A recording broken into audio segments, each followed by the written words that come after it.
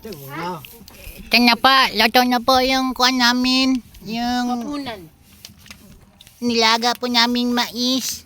Kailangan po ito ng gilingan kasi masyado po siyang kuan. Masyado po siyang matigas talaga eh. Sabi na naman yun ni Mama, umayos ka ha. Pero okay yung lasa. Mayroon siyang cheese. Ayaw. Ayaw oy.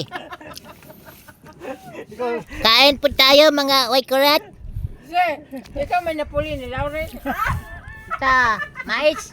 Kain po tayo. Lami tayo. Parang kailangan na talaga ng gilingan eh.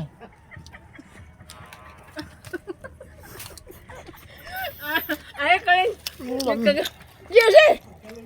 Kami kaya. Magandang hapon po sa lahat.